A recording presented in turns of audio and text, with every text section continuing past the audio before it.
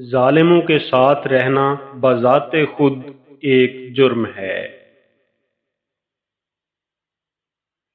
تمہاری عمر برابر گھٹتی جا رہی ہے، بس جو کچھ تمہارے ہاتھ میں ہے اس سے کسی کی مدد کر جاؤ۔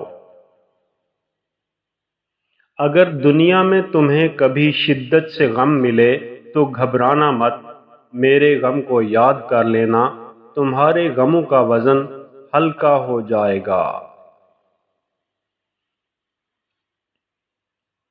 اس خدا پر بھروسہ رکھو جو تمہاری نافرمانی کے باوجود تمہارا رزق بند نہیں کرتا۔ نیک لوگ اپنے انجام سے خوف زدہ نہیں ہوتے۔ جس نے اپنی ماں کا پیر چوما گویا اس نے جنت کی چوکھٹ کو بوسہ دیا۔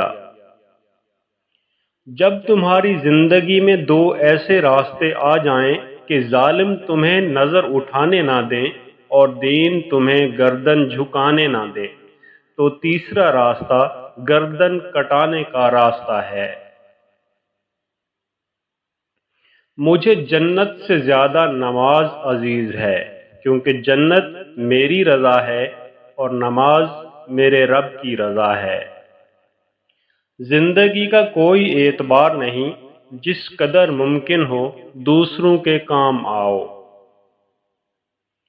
مومن وہ نہیں جس کی محفل پاک ہو، بلکہ مومن وہ ہے جس کی تنہائی پاک ہو۔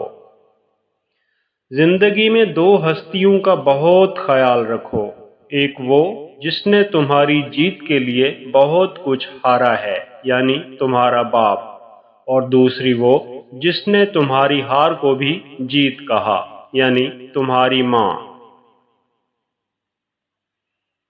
روزانہ کچھ وقت اپنی ماں کے ساتھ بیٹھ کر گزارا کرو، کیونکہ کل بروز قیامت ماں کے ساتھ گزارا ہوا وقت تمہاری مغفرت کا ذریعہ بنے گا۔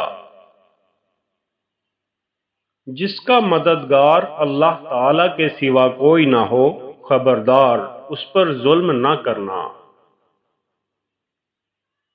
دولت کا بہترین مصرف یہ ہے کہ اس سے عزت و آبرو کو برقرار رکھا جائے۔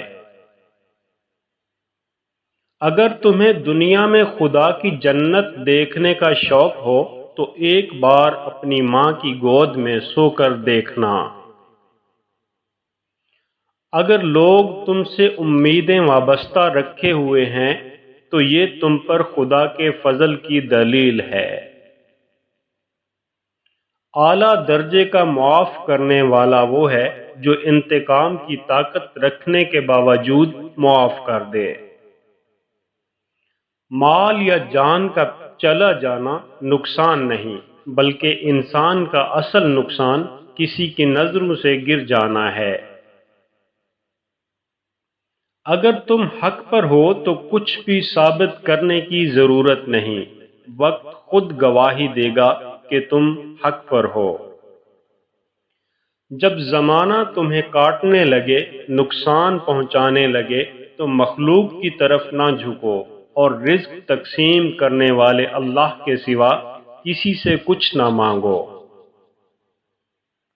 سچائی کتنی ہی تلخ کیوں نہ ہو، اس پر قائم رہو اور ہر مشکل کا مقابلہ کرو۔ کھانے سے پہلے ہاتھ دھونا فقیری اور غربت کو ختم کرتا ہے، اور کھانے کے بعد ہاتھ دھونا غم کو دور کرتا ہے۔ جو شخص اپنی موت میں تاخیر چاہتا ہو اور چاہتا ہو کہ اس کے رزق میں اضافہ ہو تو اسے چاہیے کہ وہ صلہ رحمی کرے۔